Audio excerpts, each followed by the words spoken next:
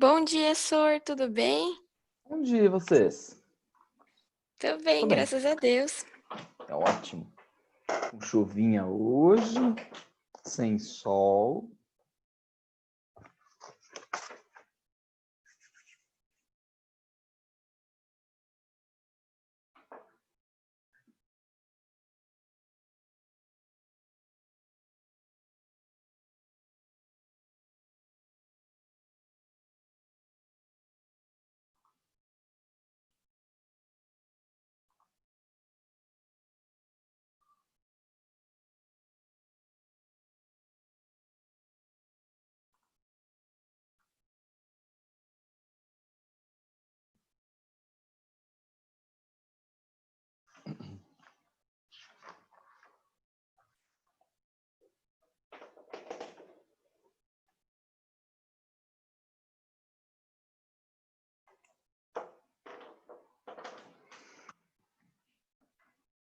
Bora lá? Hoje nós temos da página 13 e vamos até a página 19.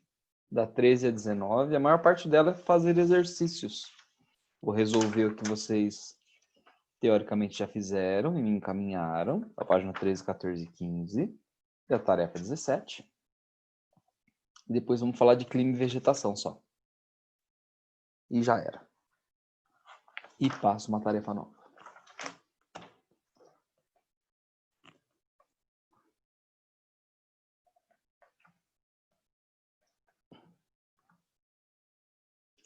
Só lembrando para vocês que nós combinamos que em algumas datas, principalmente algumas tarefas, eu vou pedir para que vocês encaminhem para mim, ou na Agenda Edu, ou por e-mail, as atividades resolvidas que tiverem propostas, ou as tarefas propostas. E eu vou anotando a execução dessas tarefas, e no final do bimestre eu consigo dar até um ponto a mais para quem fizer tudo, por um exemplo, tá? A primeira que eu encaminhei foi essa, da página 13 até a página 15. São 5 exercícios na apostila aqui na frente e a tarefa 17 lá no fundo. Se alguém não mandou, pode encaminhar ainda depois, tá? Mesmo que eu faça a correção agora, vocês encaminhem para que eu possa olhar. Principalmente a tarefa. E a tarefa eu não vou resolver toda e ela tinha que escrever, então, se vocês fizeram, vocês vão encaminhar, tá? Depois. Deixa eu compartilhar minha tela e a gente começa.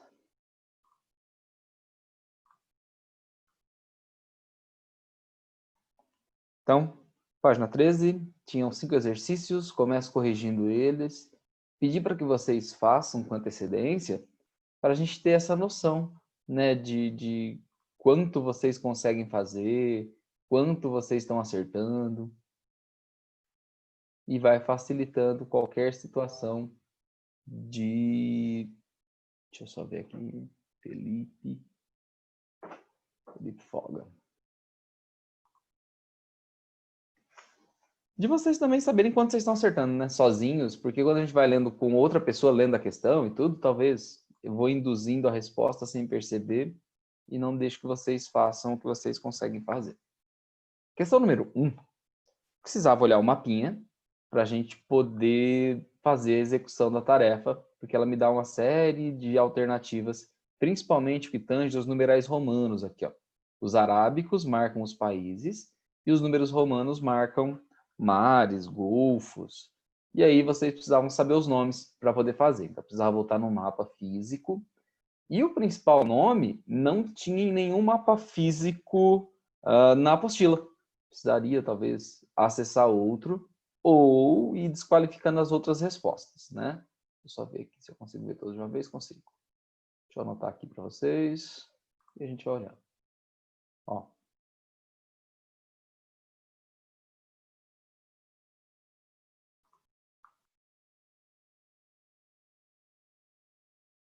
Número 1, aqui em cima, é o Mar Negro. Então, quando eu falar do número 1 aqui, o que fala nas alternativas, esse é o Mar Negro. O 2, talvez é o mais fácil, que é o Mar Mediterrâneo. Eu pego aqui todo o Oriente Médio, aqui a Turquia, aqui a Europa. Então, eu consigo perceber que é o Mediterrâneo. Obviamente a imagem está cortada, mas ele é grandão, vai para cá, passa a parte superior da África aqui, né? E faz essa divisão entre os 3 continentes. Então é o Mediterrâneo.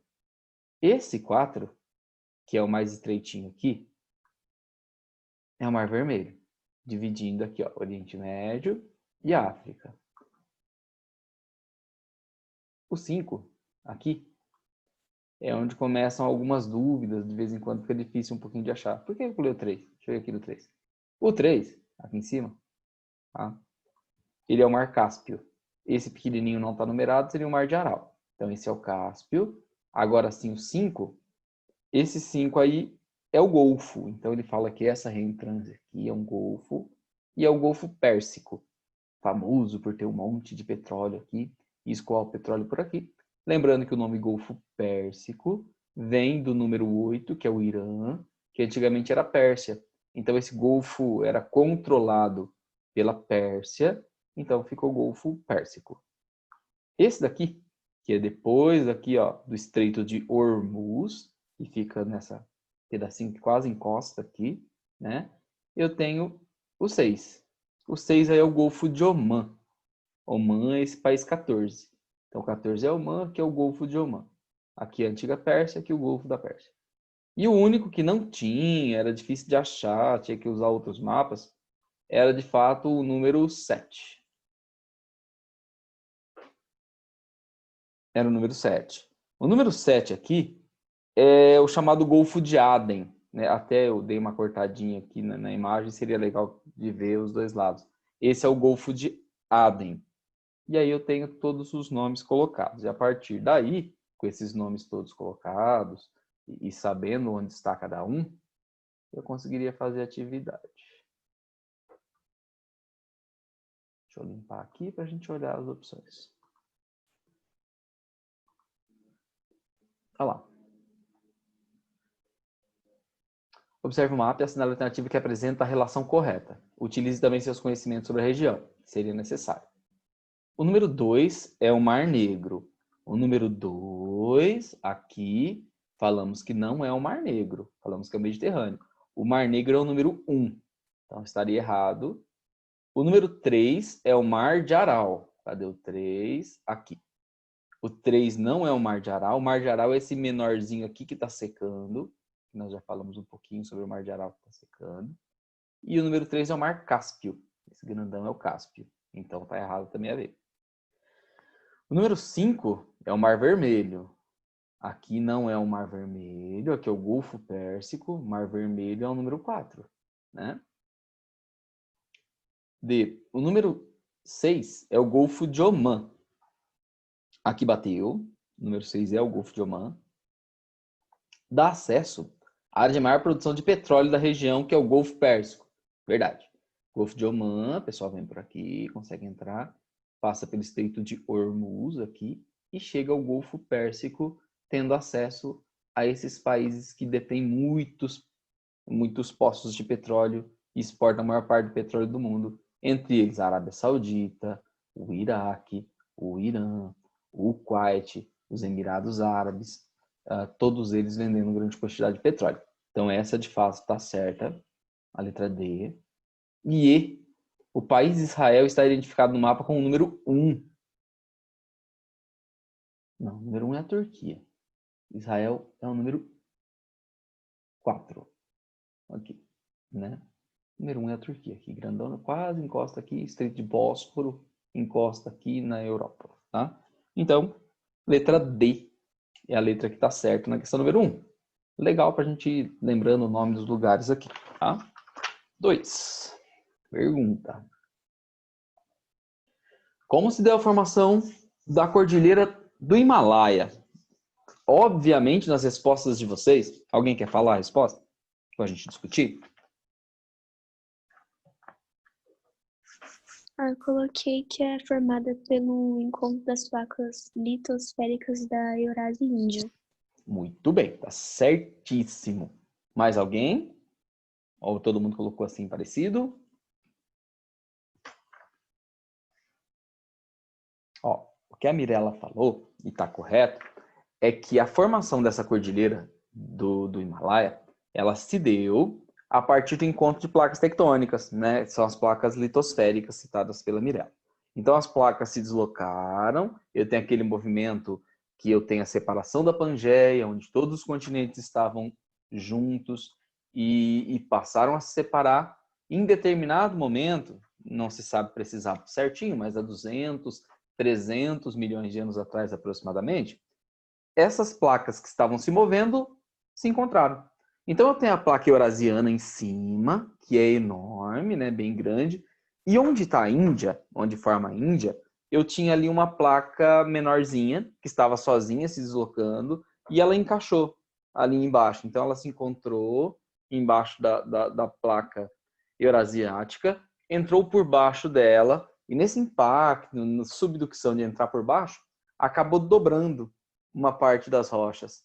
Foi nesse momento que eu tenho a formação daquele conjunto enorme de montanhas, né, de grande porte, que se formou nessa região. Então, exatamente essa placa indiana, ou a placa do Deccan, que bate na placa, que é a eurasiática em cima, que provoca esse processo de formação de montanhas, provoca esse movimento de orogênese, tá? Então, ela surge nesse momento, há aproximadamente 300 milhões de anos.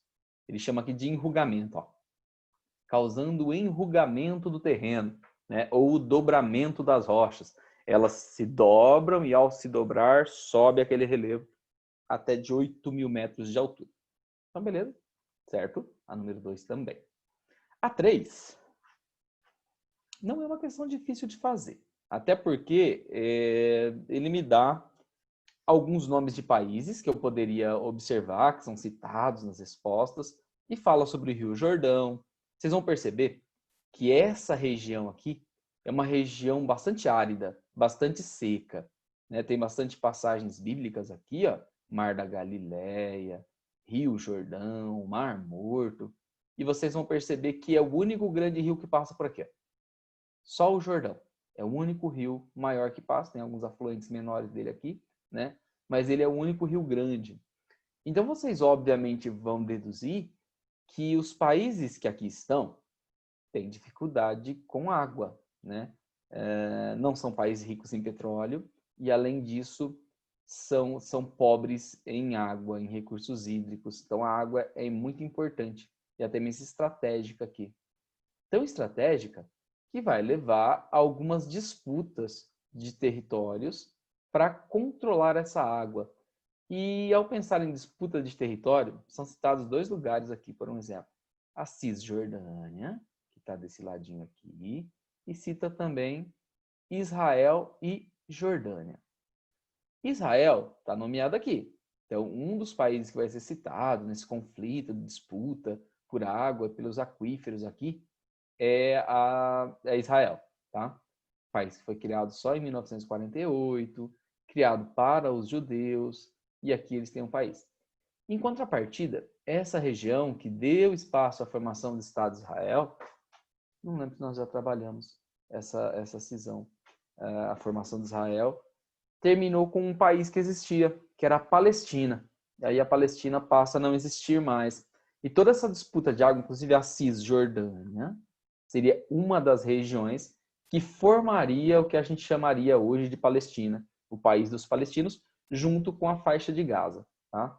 Então, o conflito descrito aqui é por conta de água e ele envolve Israel e os palestinos. Ele não coloca Palestina porque o país Palestina ainda não é considerado um país.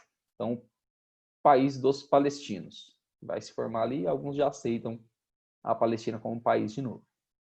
Letra aí. 4. A letra A está aqui. Quando vocês pensam na letra A, vocês estão pensando na Mesopotâmia, nessa região aqui. Os rios Tigre e Eufrates são os 2 rios principais aqui. E vão formar essa região, que sempre foi usada bastante para agricultura, é famoso, né, nesse local. De novo, só lembrando, ó, região extremamente seca, quase não tem rios, ó, o Jordão aqui, que a gente acabou de olhar no outro mapa. E aqui esses 2 rios grandes passam o atual Iraque. Então, onde foi no passado a antiga Mesopotâmia e por onde passam os rios Tigre e Eufrates, são majoritariamente um país hoje chamado de Iraque. Então, passam pelo Iraque, tá? Estão localizados no atual Iraque. Até cair aqui no Golfo Pérsico, no Chat El Arab. Fechou? As 5 falam do rio Mekong. O rio Mekong, ele vai estar lá na Indochina.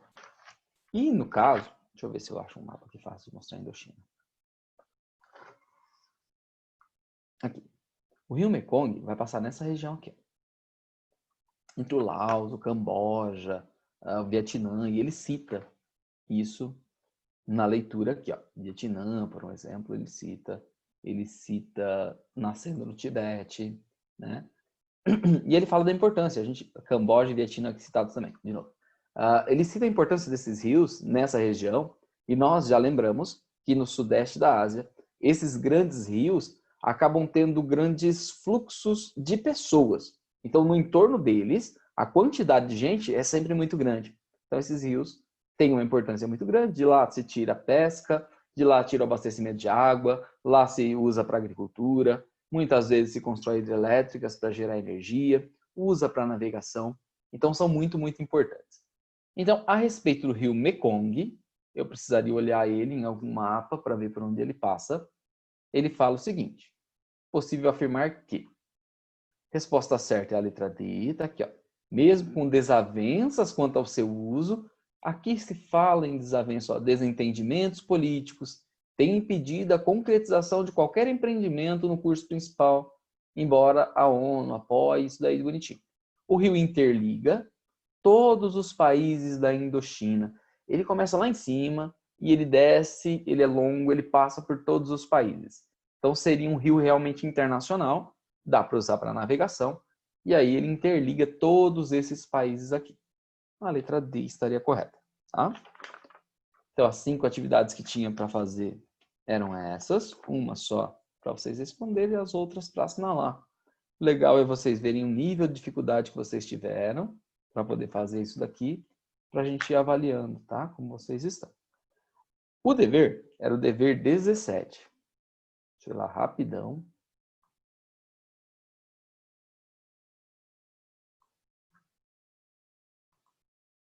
Aqui. Dever 17. Era um pouquinho trabalhoso, porque eu precisaria fazer o mapa, pintá-lo, né, e criar uma legenda, e depois fazer as anotações com referência à relevo e hidrografia de cada uma das áreas. Para fazer a regionalização, que está proposta aqui, ó, tinha que usar a tabela da página 7, que divide em 5 partes, olhar cada um dos países, escolher uma cor para cada uma das regiões. Por exemplo, estamos falando agora do Oriente Médio. Eu precisaria escolher uma cor, sei lá, vou escolher para pintar no meu mapa a cor verde. E aí eu pegaria aqui, ó, do Irã para cá, todos esses, e eu pintaria de verde, pintaria aqui na minha legenda de verde, escreveria Oriente Médio. Depois pintaria aqui Ásia Central, pegaria o meu amarelo e pintaria Cazaquistão, Azerbaijão, Uzbequistão, Turcomenistão, Tajiquistão e Quirguistão. Pintaria eles de amarelo. Colocaria aqui Ásia Central. Aí aqui Ásia Setentrional. Pegaria meu lápis laranja, viria aqui e pintaria a Rússia, né? A parte siberiana da Rússia. E assim por diante, sudeste da Ásia, extremo oriente. Escolheria uma cor para cada, pintaria e meu mapa ficaria dividido pelas regiões, tá? Depois que eu fizesse isso, o que eu fizer, quem não fez, só lembrando que ainda pode me encaminhar, principalmente a tarefa 17, mesmo eu tendo corrigido as 5 questões, a tarefa 17 eu consigo ainda analisar de quem não encaminhou. Pode encaminhar depois da aula aqui. Eu precisaria falar das características básicas do relevo e da hidrografia. Aí eu precisaria lançar mão, no mínimo, de um mapa físico. Por exemplo, na página 87 eu tenho um mapa físico. Eu poderia ficar olhando esse mapa físico para responder. Então, na Ásia Setentrional, eu, por um exemplo, deixa eu ir lá no 87 para falar das características.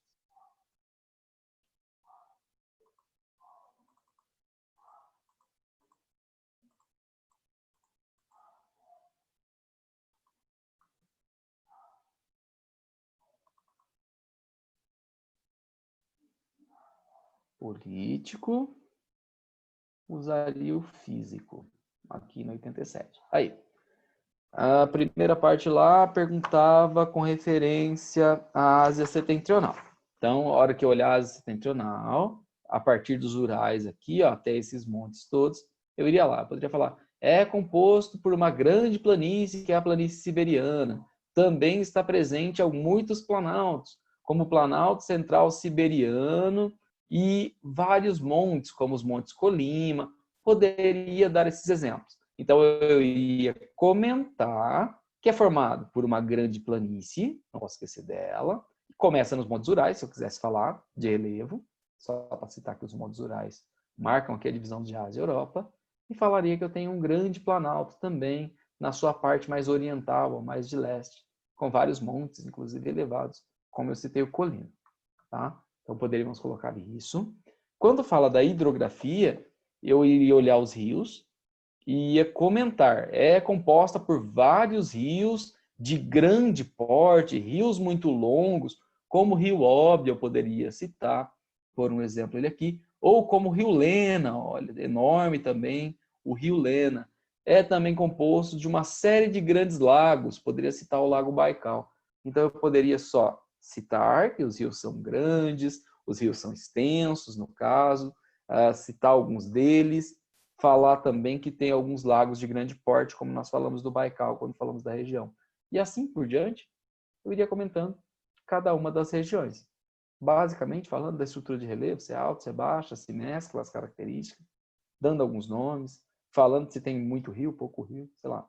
Na hora que eu falar da hidrografia aqui, ó, do Oriente Médio, vou falar que é uma região predominantemente planáltica, predominam os planaltos, tem pouquíssimas planícies. A única grande planície que se destaca é a Mesopotâmia, onde eu tenho na hidrografia, que eu vou estar do lado do quadrinho ali, dois rios principais, que é o Tigre e o Eufrates, né? Mas é uma região pobre em quantidade de rios, ó, praticamente não tem rios. E aí, uma por uma, eu iria comentando até lá na Ásia de Monções, Sudeste Asiático. Tá? Essa era a tarefa de vocês, ficar olhando o mapa físico. Tarefa 17. Feito. Se alguém não fez, vai poder me mandar depois. Na aula. Então aqui está feito também. Tudo corrigido. E começamos a aula de hoje. Na página 16, aspectos físicos, clima e vegetação, tá? Da Ásia. Lembrando algumas coisas. Primeiro, que a Ásia é muito grande, o território é muito grande, e isso, obviamente, vai fazer com que ela tenha grande variedade de climas. Olha só. Isso tudo é Ásia. Principais diferenças é quando eu tenho aqui, ó, esse tamanho enorme, pensando em latitudes. Vou tentar achar aqui, ó. Essa linha aqui é a linha do Equador. Então, vocês vão pensar que eu tenho terras desde a linha do Equador, que obviamente vocês vão pensar, que tipo de clima vocês vão pensar quando a gente falar da linha do Equador? Quente, frio, chuva, sem chuva? Tropical, né? É quente, né? Exatamente, é um clima tropical, é um clima predominantemente quente, com certeza vai ser quente. Quanto mais perto da linha do Equador, o mais comum é que eu tenha de fato temperaturas mais elevadas. Então, quando a gente pensar, ó, a linha do Equador está aqui, né? Nessa região aqui, ó, ele já nomeia, inclusive, com clima equatorial. E eu vou lembrar que na linha do Equador, a incidência dos raios solares é maior, eles batem perpendicularmente, a maior parte das vezes, na linha do Equador, durante o ano inteiro. Então, eu tenho um calor que vai durar o ano todo. Como é uma área cercada de muita água, vocês vão pensar que tem muita evaporação. Então, com certeza, essas áreas todas aqui, ó, próximas à linha do Equador, elas, obviamente, serão áreas quentes e úmidas, de clima equatorial. Aqui no Brasil tem clima equatorial? Passa por aqui também a linha do Equador? Sim, senhor. Passa também. Onde? Que parte do Brasil que passa a linha do Equador e tem esse clima equatorial aí? No norte? Na região mais ao norte do Brasil, passa ali em cima da Amazônia, né? Pega só um tiquinho do Brasil, a linha do Equador, mas a maior parte da região onde está a floresta amazônica é região norte, muito próximo da linha do Equador. Por ser próximo da linha do Equador, as características da floresta amazônica são de ser o ano inteiro quente e com muita umidade. A maior parte das terras amazônicas recebem um regime pluviométrico enorme, chove em volumes muito grandes e na maior parte das vezes chove o ano inteiro. Tá? É uma das características. Então, quando vocês pensarem aqui, ó, no sudeste da Ásia, com o clima equatorial, vocês vão pensar igualzinho. Quente, tanto quanto nossa região norte, úmido, tanto quanto nossa região norte, e a hora que eu falar de vegetação, obviamente, um lugar tão quente e tão úmido vai ter uma floresta, tá? Uma floresta tropical equatorial igual à nossa floresta amazônica, só que aqui está mais desmatada que a nossa, tá? Firmeza. Olha só, passo também pelo Trópico de Câncer. Então, estou subindo, né, para o norte. Se fosse para nós aqui no Brasil, estaria descendo e ia chegar no Trópico de Capricórnio. Como eles estão subindo, chegou no Trópico de Câncer, a pouco mais de 23 graus ó, de latitude. Aqui nessa região, onde passa o trópico, ainda estou num clima tropical, seria parecido com o nosso clima, parecido com o clima do Mato Grosso do Sul, com o clima de Goiás, tá? Um clima que a gente vai chamar aqui principalmente de tropical. A diferença para o nosso aqui em São Paulo é que o nosso é o tropical de altitude, as terras são um pouquinho mais elevadas, então esse calor se torna um pouquinho menor, no inverno um pouco mais rigoroso. Mas faz calor numa parte do ano, na outra parte do ano tem um inverno que não é gelado, mas as temperaturas caem. Tá? Então aqui eu tenho os pedaços tropicais. Tá? Eu falando aqui dos pedaços tropicais, eu vou ter o clima tropical. Se eu continuar subindo, eu vou chegar aqui em cima, que agora eu comecei a fazer anotações, não vai dar para ver. Mas, ó, acima de 60 graus de latitude. Eu já estou bem distante da linha do Equador. Aqui eu já passei por climas que a gente considera temperados, né, depois do trópico aqui, acima dos trópicos, e já estou chegando no Círculo Polar Ártico. E aí eu vou lembrar que no Círculo Polar Ártico eu estou tão distante do Equador, a incidência solar é bem menor e eu vou ter climas já bastante frios. Então, olha só que variedade que eu tenho. No caso asiático, desde terras em áreas extremamente quentes, como a linha do Equador, até áreas muito frias, como a Sibéria. Lá ao norte da Rússia, lá em cima, com um inverno muito rigoroso, com mais de 6 meses, temperaturas abaixo de zero. Né? Outra coisa que vai chamar nossa atenção, na hora que a gente for fazer as atividades aqui, é que eu tenho muitos desertos. Aí já não é tão comum, né? Olha a quantidade de desertos que eu vou ter por aqui. Daqui é amarelo, deserto, deserto. Aqui não, aqui já é laranja. Apesar de estar um laranja bem parecido na imagem do meu computador aqui, mas no mapinha da apostila dá para ver que é amarelo. Mas olha a quantidade de desertos que eu tenho, né? Os mais famosos aqui, ó, deserto da Arábia, por um exemplo, né? Aqui eu vou ter outra composição, que essa cor aqui está me indicando, que é um frio de alta montanha. E eu vou lembrar que aqui, ó, eu tenho aquelas montanhas grandes que a gente falou, que é a Cordilheira do Himalaia. Tudo isso daqui, ó, é a Cordilheira do Himalaia. E é um dos motivos... Aqui também tem montanha, tá? Lembrando. E é um dos motivos por essas áreas serem tão secas. Então, a umidade que vai evaporar aqui, ó, no Pacífico, no Oceano Índico, vai acabar chegando até essas partes aqui e chega na base da montanha aqui, elas não conseguem passar. Então, como não consegue passar, essas áreas mais interioranas aqui acabam ficando bastante secas. E aqui, na Península Arábica, eu tenho um deserto que é originado principalmente pelos ventos aqui do Saara, que saem aqui, ventos secos, quentes e secos do norte da África, e vêm em direção, trazido pelos ventos alísios, a essa região. Então é um vento seco, é um vento quente, que faz com que essa região fique quente e seca. Tá? Então bastante clima desértico eu posso encontrar aqui. Quando ele falar em subtropical, ele está falando muito de um clima parecido com o nosso, aqui no Brasil, do sul do Brasil. Então, toda vez que eu olhar isso aqui, ó, o subtropical, vai ser esse cara aqui, embaixo, eu vou pensar que o verão é bem quente e o inverno é com temperaturas mais baixas, descrevendo praticamente 4 estações bem definidas do ano. É muito parecido de quando a gente fala do clima temperado, em 4 estações do ano bem definidas. Mas tem um verão um pouco mais quente e o inverno que não faz tanto frio como no temperado. Tá? Tem um trechinho de Mediterrâneo. E aí eu vou estar aqui, ó, lembrando que o Mediterrâneo é esse mar aqui e o clima mediterrâneo é esse cara aqui, ó. Só vai ter basicamente na Turquia aqui, ó, o clima mediterrâneo. Lembrando que o Mediterrâneo é muito parecido com o clima tropical, com a diferença de o verão ser seco e o inverno ser chuvoso. A única coisa que muda do clima mediterrâneo para o tropical é a inversão da estação chuvosa. Então, assim, é um verão quente, porém seco. É um inverno que não faz frio, a gente fala que é um inverno ameno, mas é bastante chuvoso. Tá? No tropical, o verão é quente e úmido, então chove muito no verão. E o inverno não é frio, né? É ameno, porém é seco. Então só inverte a estação chuvosa, o Mediterrâneo para o tropical. Ainda vou conseguir ver, ó, a partir daqui de cima, o clima semiárido, ele obviamente vai estar sempre pertinho do clima desértico. Eu já tenho ainda tenho falta de umidade, mas já chove um pouquinho.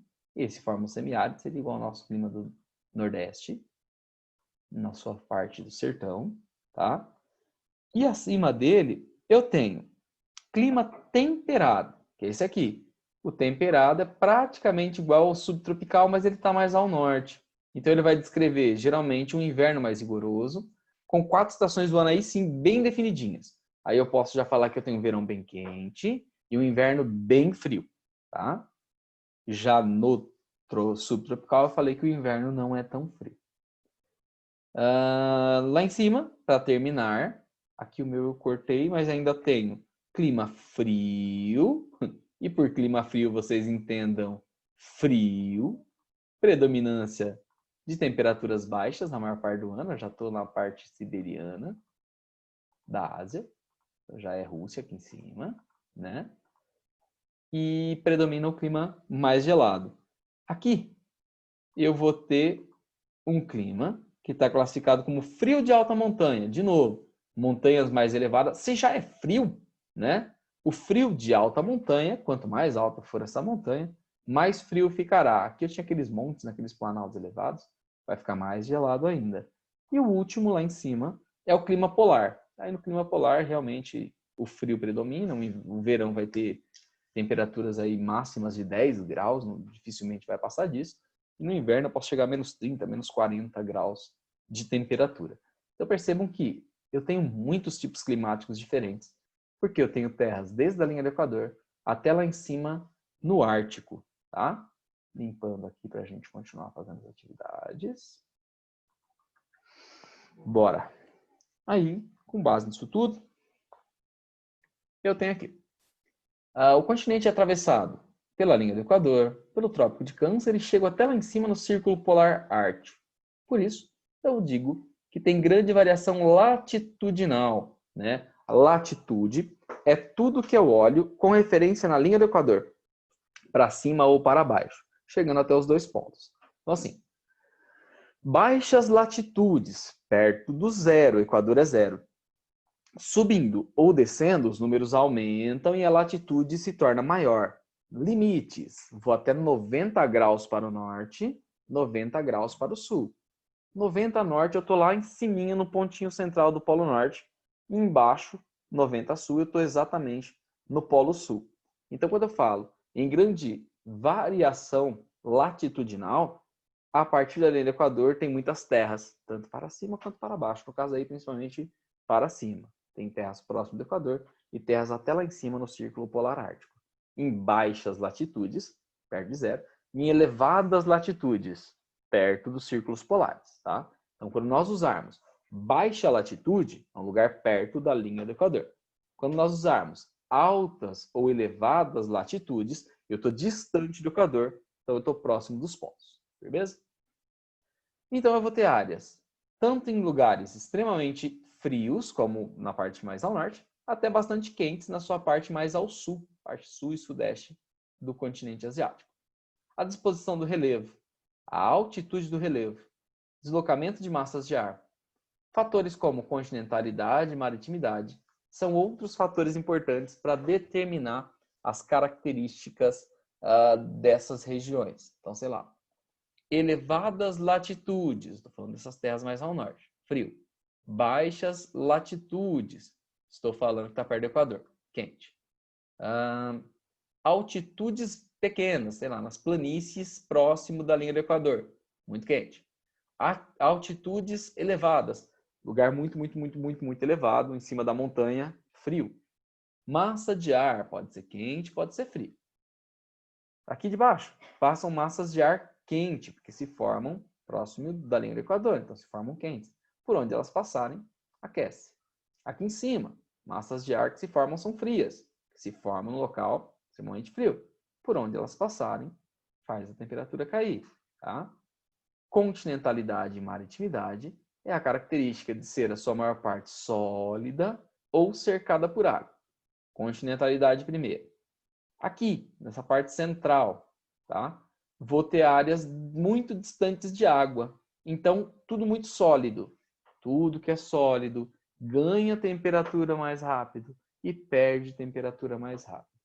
Dessa forma, esses lugares aqui, ó, nessa parte mais central, provavelmente eles vão ter variações durante o ano. Um verão bem quente e um inverno onde a temperatura cai bastante. Sólido, ganha temperatura no período, perde temperatura no outro, tá? Enquanto a maritimidade é a característica de ser influenciado por água, ó. Por exemplo aqui, nessas ilhas todas. Tudo cercado por água, a água demora mais para ganhar temperatura. A água demora mais para perder temperatura, e isso eu classifico como maritimidade. Então essas áreas aqui não vão ter grandes variações de temperatura durante o ano. Ela tende a ficar mais equilibrada, com menores oscilações durante o ano. No caso aqui, fica quente o ano todo. E por ser próximo de muita água, com bastante evaporação, eu também vou ter nessas regiões grande volume de chuva. E aí, influenciados pelo que a gente está chamando de maritimidade. Tá? Pensando nisso tudo, eu tenho 1, 2, 3, 4, 5, 6, 7, 8, 9, 10 tipos climáticos que a gente foi olhando, tá? Eu, obviamente, também vou ter uma variedade enorme de tipos de vegetação diferente. E lembrando que a vegetação se adapta ao tipo de clima. Então, como eu tenho 10 tipos climáticos diferentes, provavelmente eu tenho aí algo próximo de 10 tipos de vegetação diferente também, tá? Exercício olhando aí, que nós acabamos de fazer. Fala o seguinte. A partir da análise do mapa, responda as questões. A. Quais as características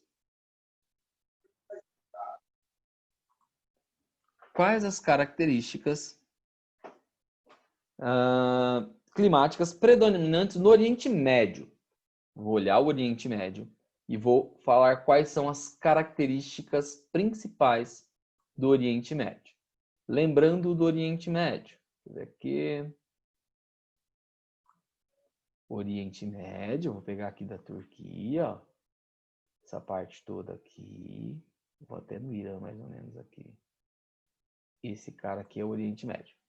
Quando eu falar das características climáticas, eu vou destacar, na minha observação, tem 3 cores utilizadas ali que eu vou colocar nessa questão, tá? Então aqui, ó, eu tenho essa cor aqui, poderia até colocar essa alta montanha, mas não vou.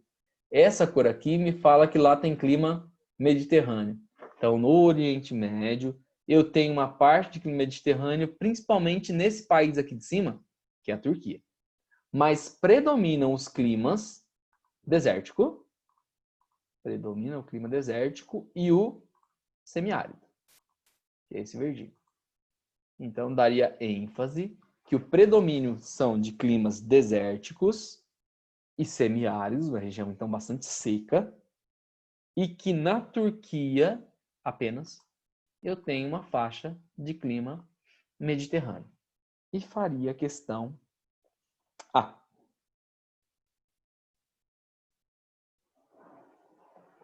Tá feita a A. A B.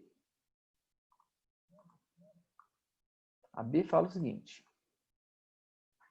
Para quem não fez aí, ó. O Oriente Médio predomina, como nós falamos, climas desértico e semiárido. Né? Ele dá aqui para mim a razão, em razão das massas de ar quente seca que vem no norte da África, lá do deserto do Saara. Influencia para ficar aqui tudo muito seco. E lembrando que a Turquia tem climas temperado e mediterrâneo, aqui, ó, principalmente mediterrâneo, foi destacado. Lembrando que o clima mediterrâneo é parecido com o tropical, com a diferença que as chuvas estão na estação do inverno e não do verão. E a pergunta B. Na região central, aparecem também grandes áreas desérticas. Que fatores climáticos pode estar associado a essa ocorrência? A parte central é essa daqui, ó. Da área central realmente tem a faixa grande em amarelo aqui. Nessa parte central. Aqui. Essa daqui é a Ásia Central. O pessoal do Tão lá. Kirguistão, Uzbequistão, Turcomenistão, etc. Então, todos estão aqui. E ele quer saber qual é a influência climática que faz com que essa área seja desértica. Por que que ela é desértica? E aí, o que eu poderia pensar?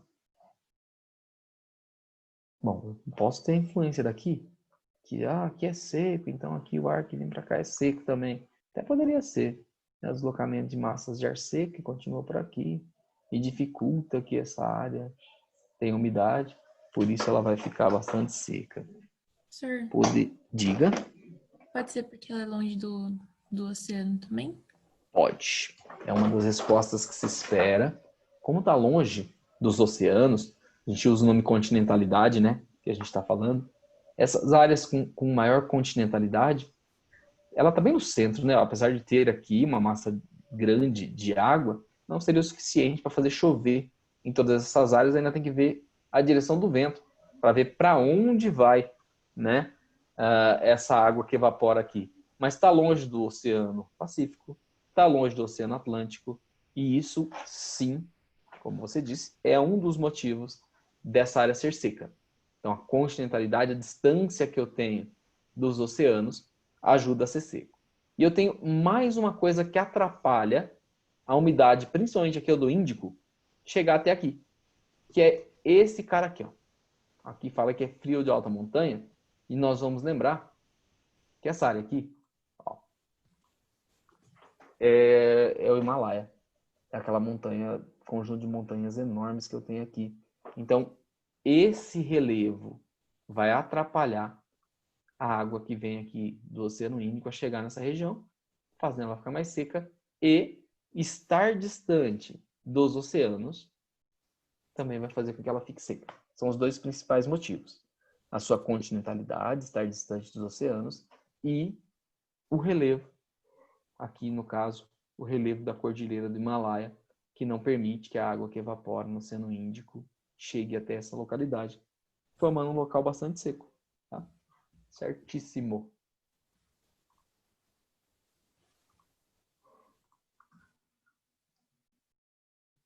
Ó, vamos ver como está o dele.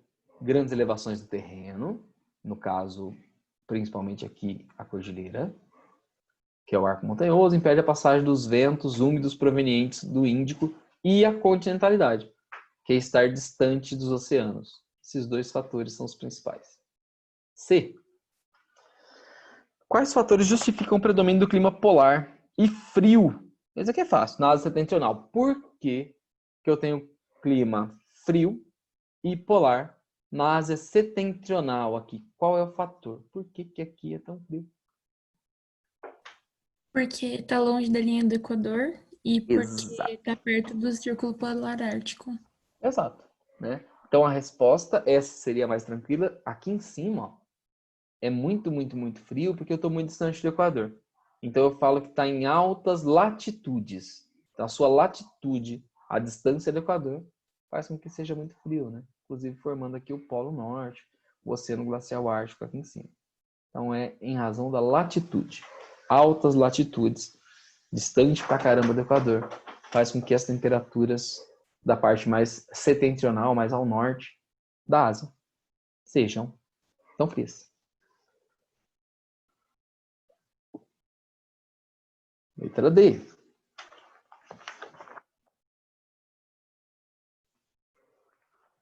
Na letra D,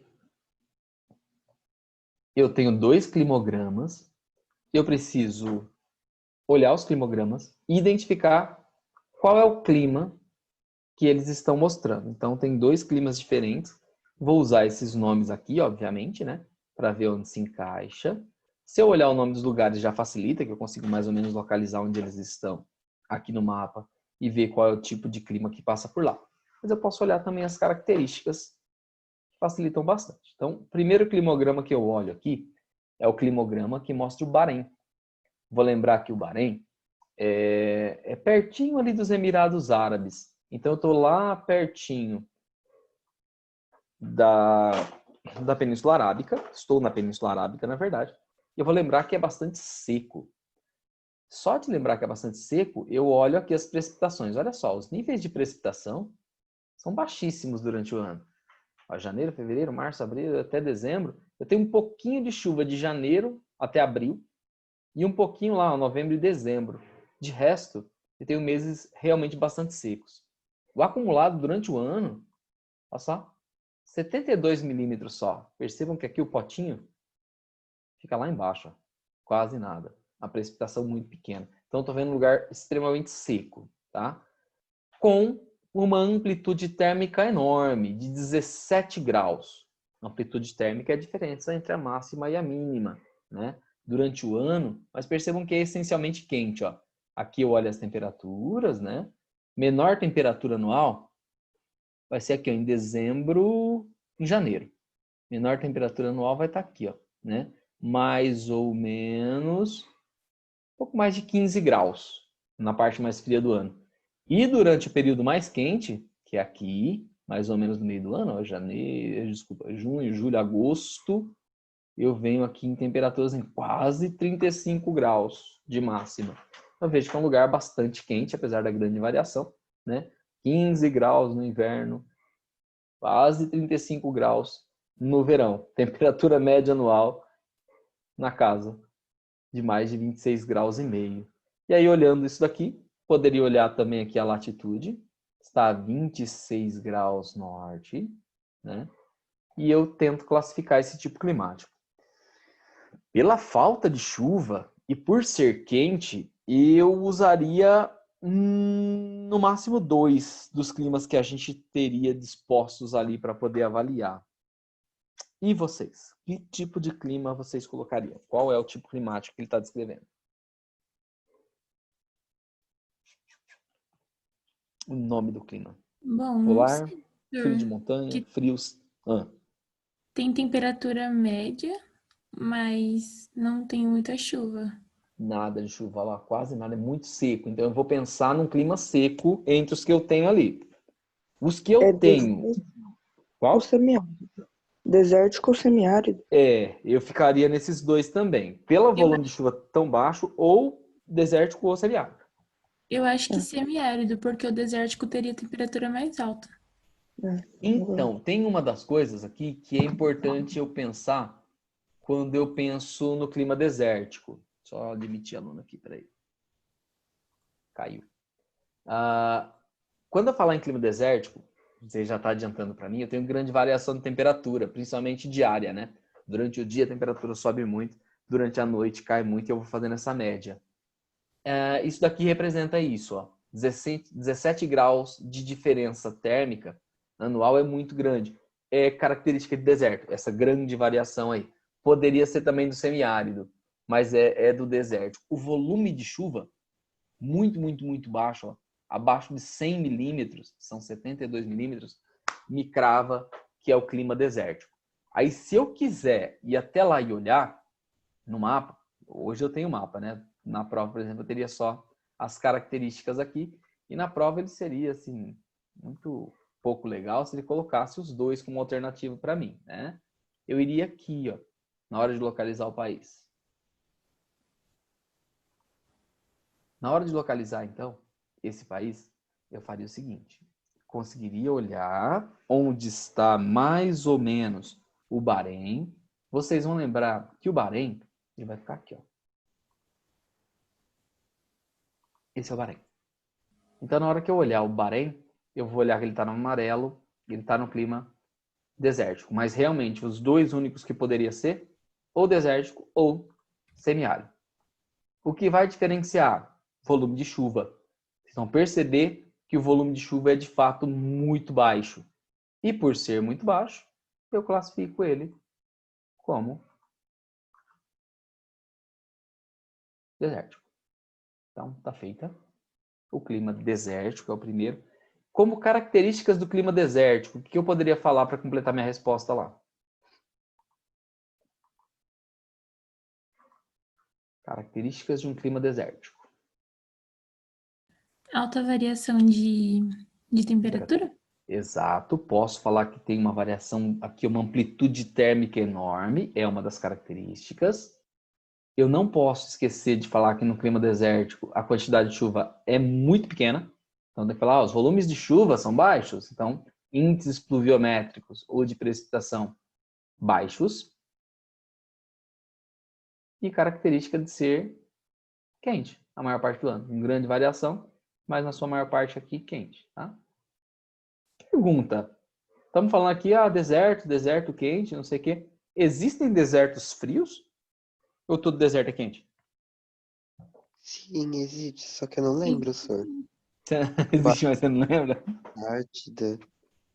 A Antártida é um deserto. É um deserto frio, né?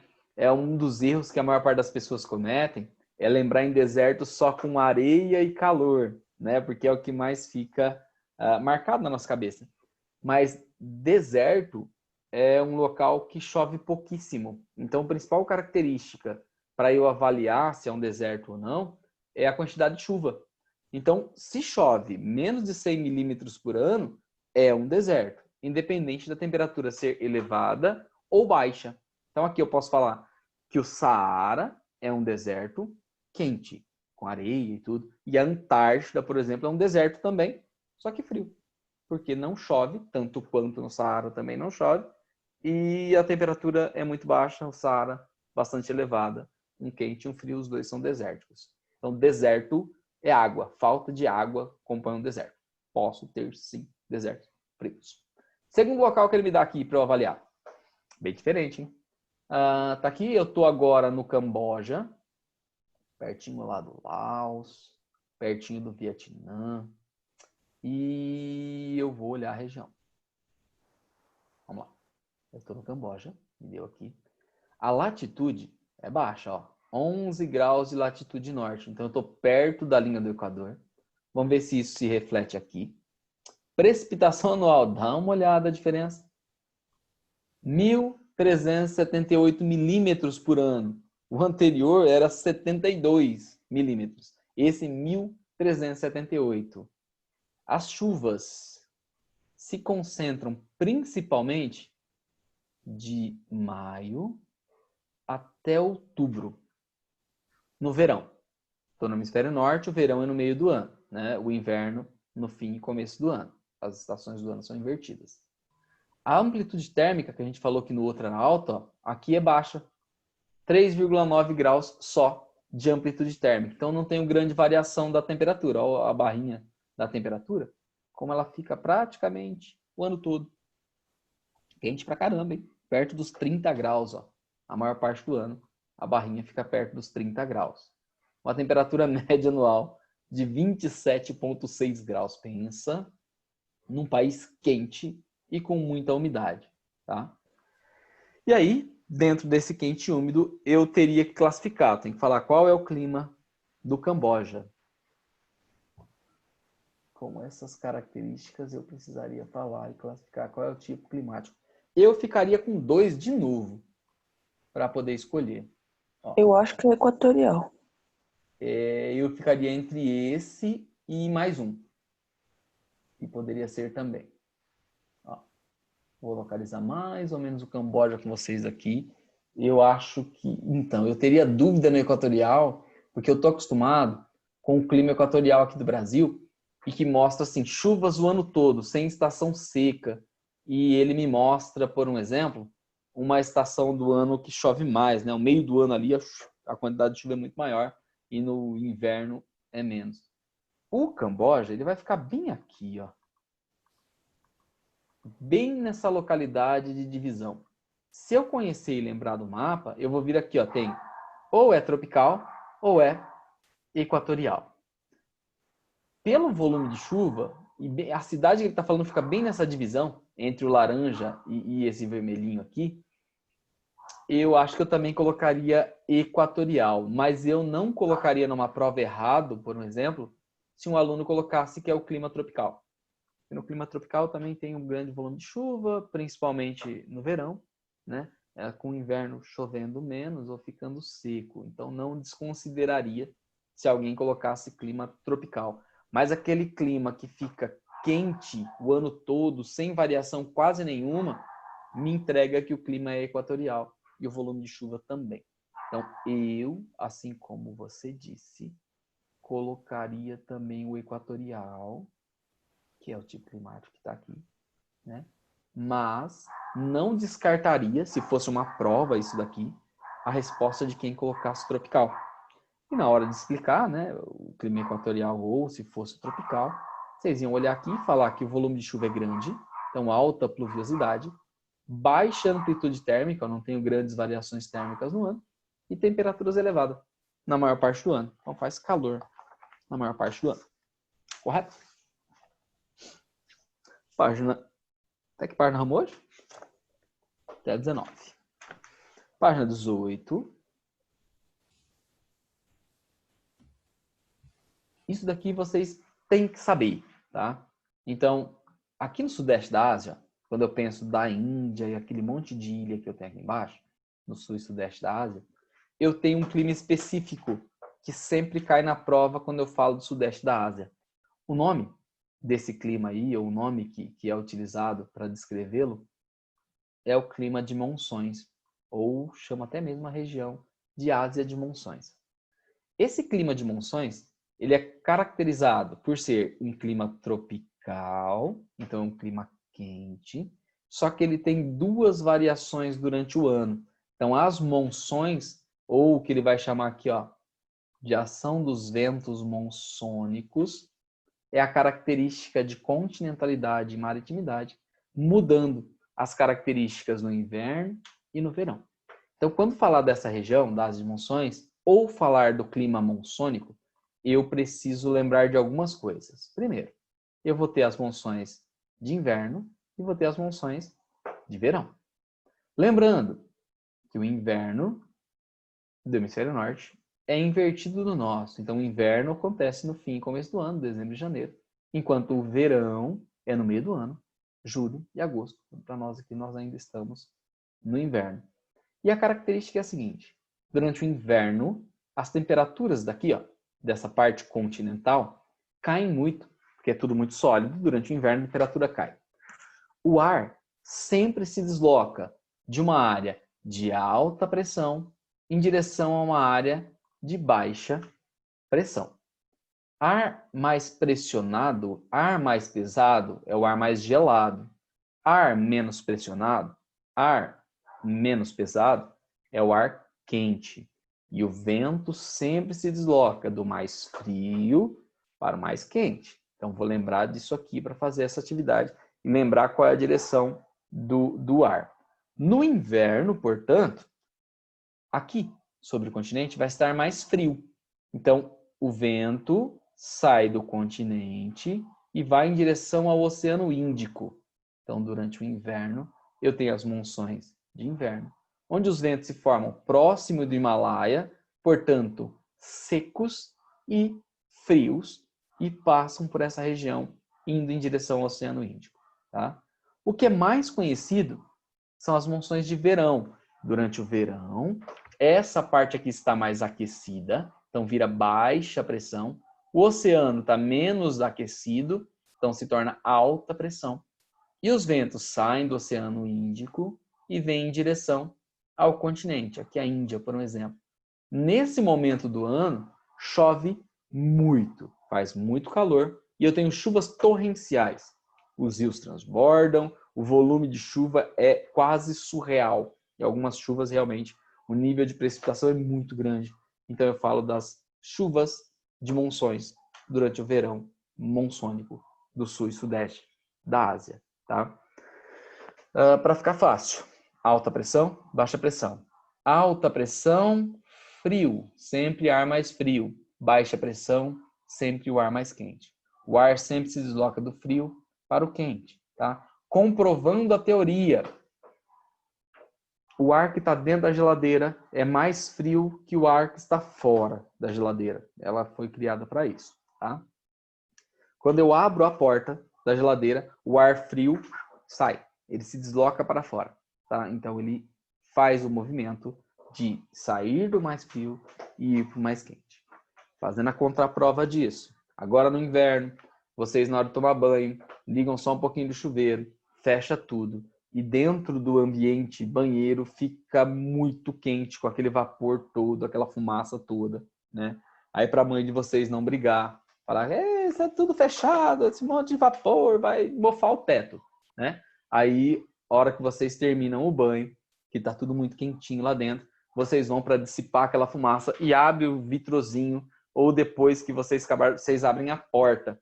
Automaticamente o vento gelado invade essa área que estava de ar quente, tá? Então, sei lá, tá lá tudo muito quente, abriu o vitrozinho, entra o ar gelado na hora.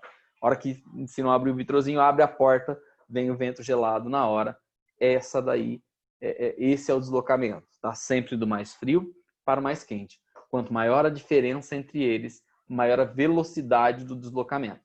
Então, se for muito frio e outro lugar muito quente, o deslocamento é mais rápido.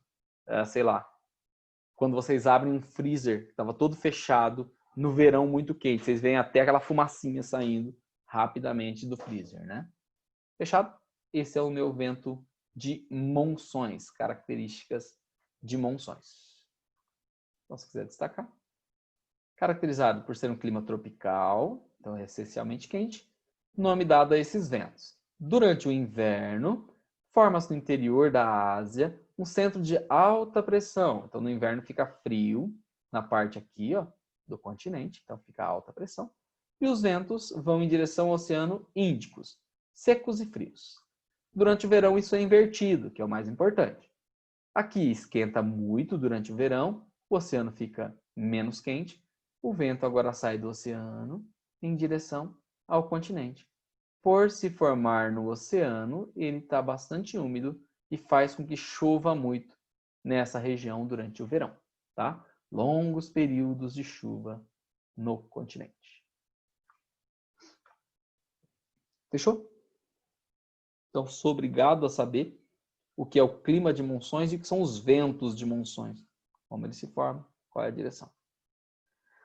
Falamos que aquela variação enorme de tipos climáticos daria origem, obviamente, a uma quantidade enorme de formações vegetais. Então, tipos de plantas que se adaptam a esses diferentes tipos climáticos.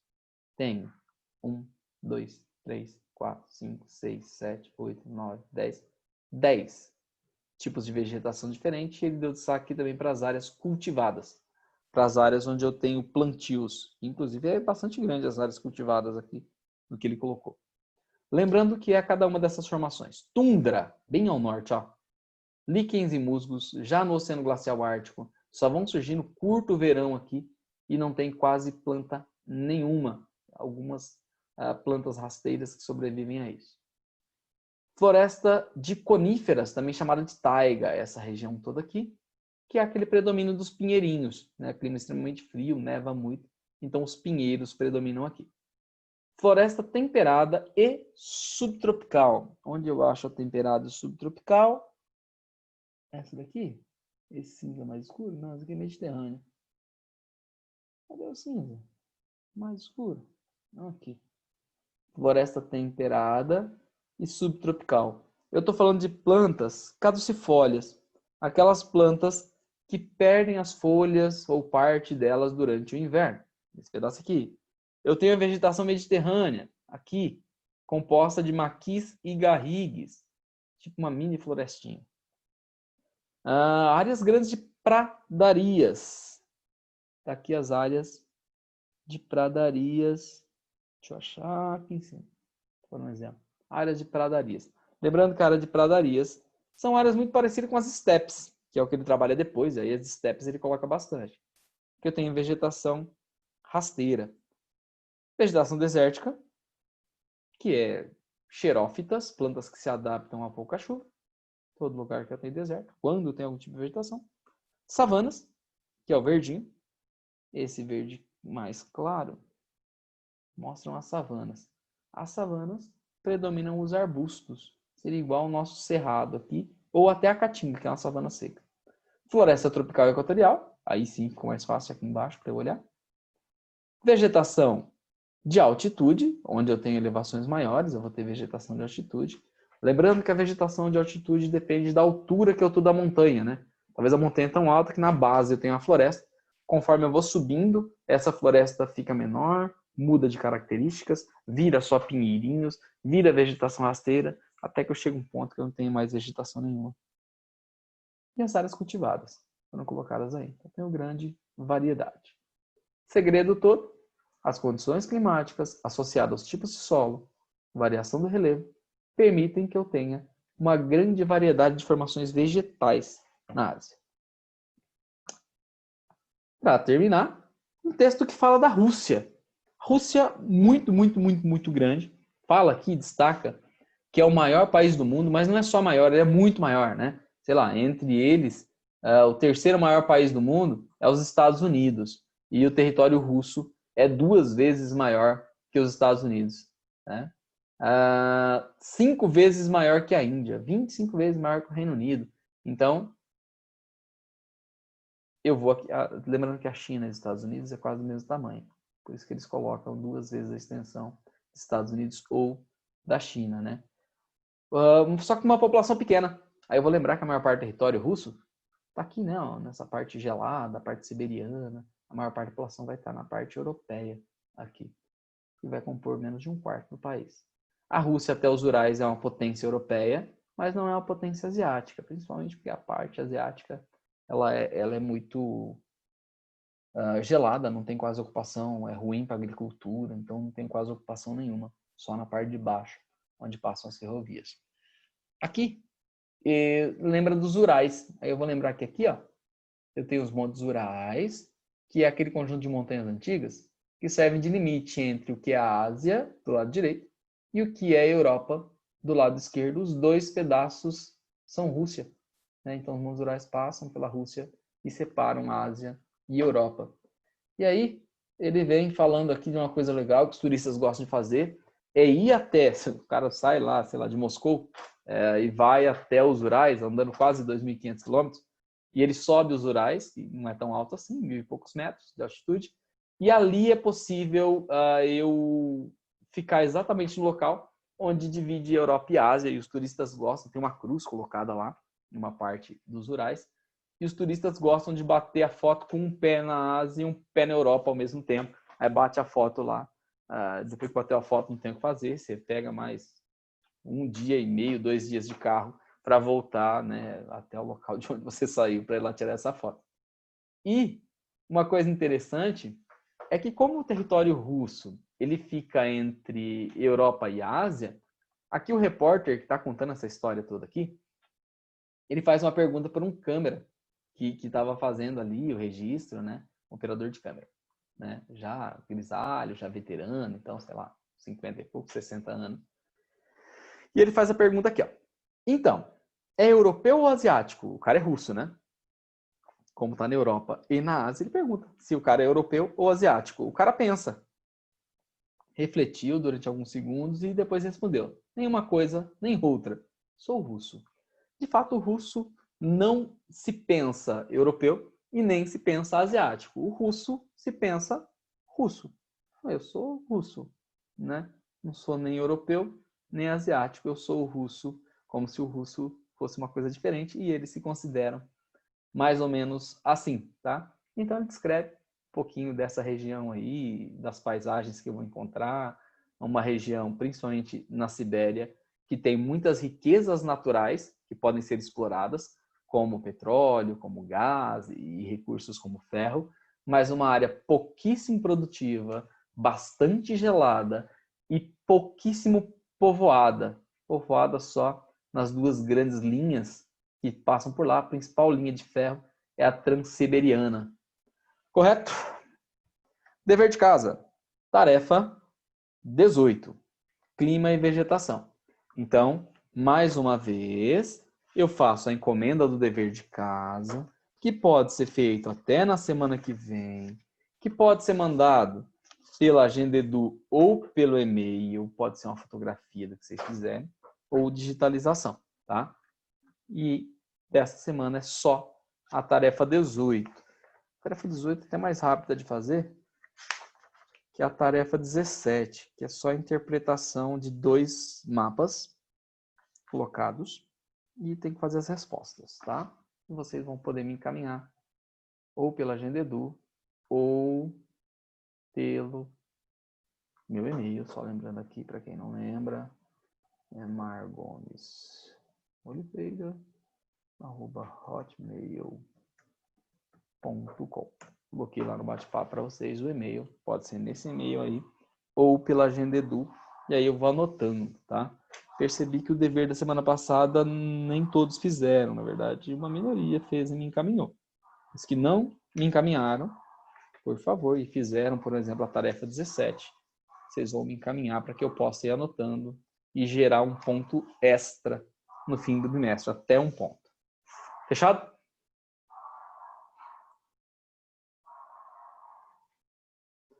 Bom, se não tiverem dúvidas, para hoje era isso.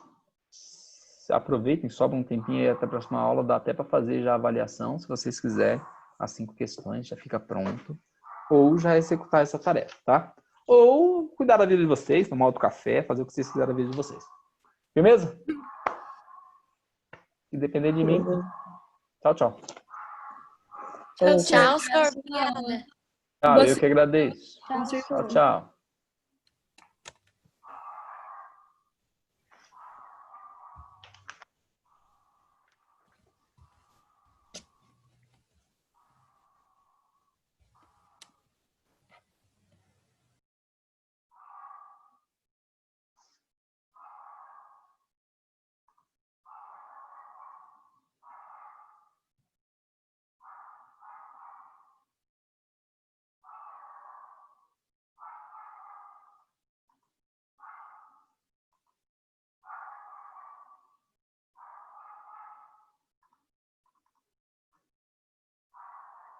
Quem mandou as recuperações, eu já estou corrigindo, tá?